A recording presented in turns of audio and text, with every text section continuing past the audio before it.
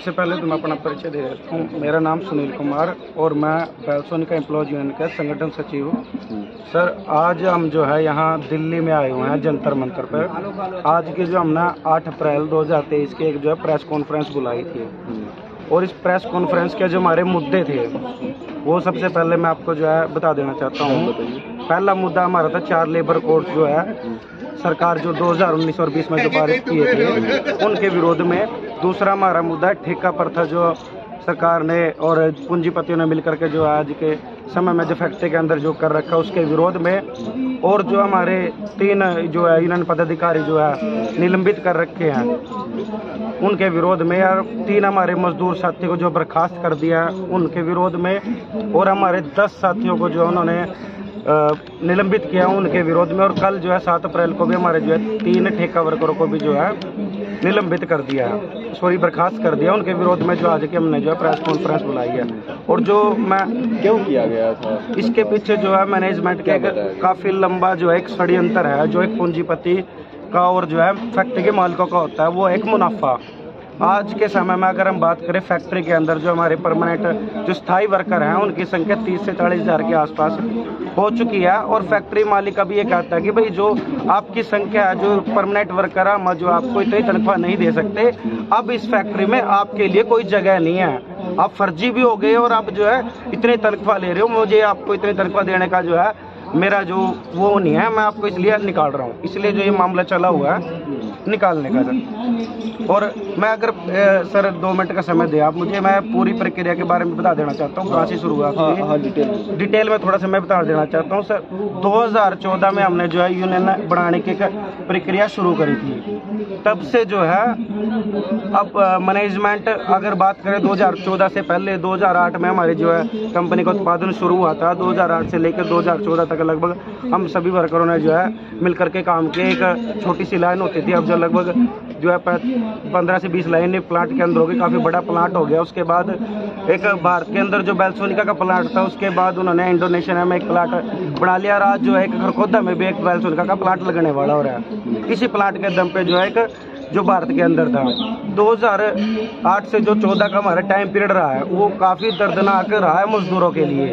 वो किस लिए रहा है, क्योंकि उस समय हमारी जब परमानेंट जो वर्कर थे 4500 से लेकर 5500 तक की जो हमारी तनख्वाह होती थी। और उसमें भी जो है हमें फैक्ट्री में आने का तो पता था, भाई सुबह आना है, लेकिन जाने का नहीं पता था क्योंकि वो हमारे से जो है 12-12 घंटे 18-18 घंटे 24-24 घंटे लगातार जो है फैक्ट्री के अंदर काम करवाते थे। बहुत ना ही हमें जो है बाथरूम के लिए जाने दिया जाता था, ना ही टॉयलेट के लिए जाने दिया जाता था। अगर कोई अटेंडेंस वार्ड के लिए या सैलरी के लिए बारे में किसी आचार्य से पूछना जाता था उसको जो है लात गुस्से मार करके जो है फैक्ट्री से निकाल दिया जाता था। बिल्कुल जी, लात गुस्से मारते थे और जो है मुर्गा तक भी बनाया जाता था।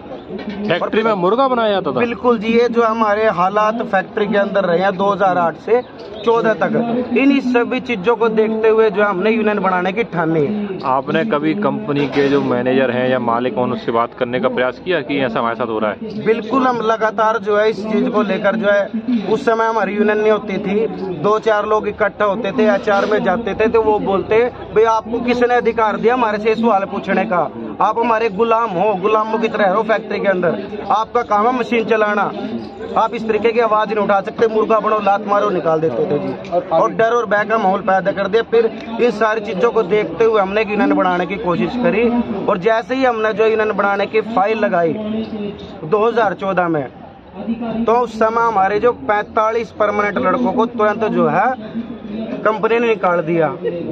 हम जो है हमारे कानूनी अधिकार है जो एक यूनियन बनाने का, उसको भी गैर कानूनी मैनेजमेंट ने घोषित करके 45 लड़कों को जो निकाल दिया। उसके चलते चलते 89 परमानेंट वर्कर हुआ करते थे, उन सभी को जो है उस दौरान यूनियन एक्टिविटी में जो भी शामिल होता था उसमें जो है वर्करों को निकाला और लगभग 80 से 85 ठेका वर्करों को भी जो है उन मैनेजमेंट ने निकाल दिया था। लगभग 150 की संख्या। मतलब आपने अधिकार की बात करने पे निकाल दिया था? बिल्कुल जी, वहाँ हमें इजाजत नहीं थी कि भाई हम जो है आंख उठा करके जो है किसी मैनेजमेंट या HR के अधिकारी के सामने बोल भी सकते थे, देख भी सकते थे। गुलामों की तरह हमारे जो है 8 साल का 6 साल का जो पीरियड था वो रहा है। उनके चलते जो हमने यूनियन बढ़ाने की कोशिश करी, फिर लगातार 14 से 16 तक हमने जो है संघर्ष करा और यूनियन की फाइल लगाई, यूनियन बनी, लेकिन फैक्ट्री के अंदर फिर जो है मालिक ने नहीं जाने दिया। यहाँ लेबर मिनिस्ट्री में इसकी कंप्लेंट करी? बिल्कुल जी, हमने जो है हमारे जो मांग पत्र लेबर जो गुड़गांव का डिपार्टमेंट है, लेबर विभाग LI से लेकर जो है LC Chandigarh trade union registrar Chandigarh का, हमारे हर एक लेवल पे जो है वो चले हुए थे हमारे मांग पत्र। उनके चलते हुए हर एक लेवल पे, चाहे हाई कोर्ट में भी थे, हाई कोर्ट में भी हमने जो है अपना केस जीता, लेकिन फिर भी जो हम फैक्ट्री के अंदर नहीं जा पाए। इस दौरान अगर फैक्ट्री के अंदर बात करें, काफी सारे बाउंसरों को भी 2014 से 16 के पीरियड में जो है फैक्ट्री के मालिक ने तैनात करे, पुलिस बल को रखा, जिस 2023 में भी यही स्थिति जो है फैक्ट्री के मालिक ने आज भी बना रखी है। काफी सारे बाउंसर तैनात कर रखे हैं, पुलिस बल। सरकार की तरफ से आपको किसी सरकार से आपने बात करने, हरियाणा सरकार से बात की आपने कि हमारे साथ? अगर प्रशासन की बात करें तो प्रशासन में भी जब हमारा यूनियन बनने का जो रजिस्टर्ड नंबर आया था ट्रेड यूनियन 1983, उसको लेकर भी जो हम LC के पास गए, तो DC के पास गए, तो DC बोला भी ऐसे तो हजारों हमारे पास आते हैं, हमारा काम नहीं तुम्हें अंदर लेके जाने का। तो हमने जो है उस समय में एक ठेका वर्कर से लेकर परमानेंट से लेकर सभी वर्करों को जोड़ा, 1000 की संख्या लगभग थी। जब हमारी वर्गीय एकता बनी, जब एक आवाज हमारी प्लांट के बाहर की, जो 150 लोग निकाले होते और बाकी के लोग जो प्लांट के अंदर, जब एक आवाज हुई तो उस दम पे जो है जब मैनेजमेंट को दिखा कि भाई अभी एक हो गए, अब हमारा कोई चारा नहीं हो सकता, तो उन्होंने हमारा समझौता करा 2016 में। तब हम अंदर आए और उससे पहले 89 परमानेंट थे, तो उस दौरान लगभग 423 के आसपास जो है सभी जो ट्रेनिंग पे थे उनको परमानेंट करवाया। 3 साल का हमने जो हमारा वैध सेटलमेंट छोड़ के 168 लड़कों को और जो है परमानेंट करवाया। हमारी संख्या 2014 में 89 थी और 2016 में वो संख्या हमारी 705 होगी।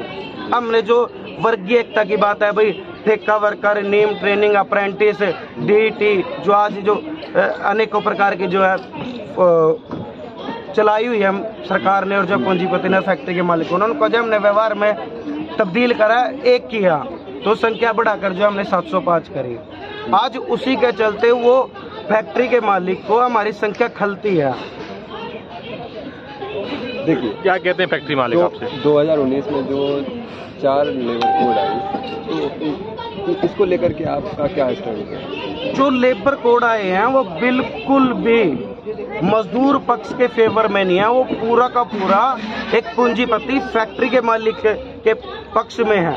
क्यों? अगर बात करें लेबर कोड की, लेबर कोड में एक फैक्ट्री के अंदर 100 की संख्या अगर होती थी ना, 100 से ज्यादा, तो फैक्ट्री के मालिक को एक परमिशन लेनी होती थी सरकार से, भाई मुझे अब फैक्ट्री बंद करने परमिशन दे दो। लेकिन अब लेबर कोड में 100 से संख्या बढ़ा दी 300। अगर किसी फैक्ट्री के अंदर 300 से कम संख्या किसी मजदूर की है तो फैक्ट्री के मालिक को जो है सरकार से परमिशन लेने की जरूरत नहीं है। दूसरा, लेबर कोड में अब जो है महिलाओं को भी रात्रि की पाली में काम करने की इजाजत दे दी और कोई भी सामाजिक सुरक्षा नहीं है उसके अंदर। तीसरा, जो हमारा संवैधानिक अधिकार है, संवैधानिक अधिकार पे भी लेबर कोड में हमला बोला। भाई हम जो है एकत्रित होकर के जो अपनी मांग उठा सकते हैं, यूनियन बना सकते हैं, या हड़ताल पे जा सकते हैं, या किसी के जो है प्रदर्शन में सम्मिलित हो सकते हैं। इस पे भी जो है बैन लगा दिया इसमें लेबर कोड में। अगर हम जो है किसी दूसरे मजदूर के पक्ष में जाकर के जो है अपना समर्थन देते हैं, उसमें भी लेबर कोड में 50,000 से लेकर 2 लाख तक का जो है जुर्माना लगा दिया और 6 महीने तक की जो है एक सजा भी सुना दी गई है। बोलने की आजादी छीन ली गई। ये सरासर जो है मजदूर वर्ग जो है उसके ऊपर कड़ा जो है एक जो कहते हैं एक दबाव बनाया जा रहा है और आने वाली जो पीढ़ी है हमारी, वो पीढ़ी को भी खत्म करना चाहता है। ये एक जो है पूरी सोची सब्जी साजिश एक पूंजीपतियों की, फैक्ट्री के मालिकों की और सरकार की। ये जो मध्यम वर्ग है, मध्यम लेबरों को गुलाम बनाने की साजिश। बिल्कुल है जी। जो आज से देश आजाद होने से पहले जो हुआ करता था, आज भारत में देश आजाद होने के बाद ऐसी ऐसी पॉलिसी जो है सरकार लेकर आ रही है। अगर सरकार की बात करें गवर्नमेंट सेक्टर की, गवर्नमेंट सेक्टर में भी काफी तरीके के हमले बोल रखे हैं सरकार ने। पुलिस बल की 52 जो कैटेगरियां होती थी उनको भी खत्म कर दिया, आशा वर्कर पे हमला बोल दिया, सरकारी टीचरों पर हमला बोल दिया, जो हमारी जो फौज की भर्तियां करती उसको भी जो है 4 साल का कर दिया, रेलवे बेच दी। काफी जिम्मेदार कौन है, केंद्र सरकार या राज्य सरकार? इसका जो है अगर बात करें इस मामले में, इसका जो अगर गहराई की तरफ देखें, जो पूंजीपति हैं कुछ चुनिंदा लोग अंडानी अंबानी जैसे, उनका एक जो एक एजेंडा है वो पूरा का पूरा एक ग्राफ तैयार करके देते हैं सरकार को और सरकार इम्प्लीमेंट करती है। आरोप लगा रही है अडानी अंबानी सरकार चला रहे हैं।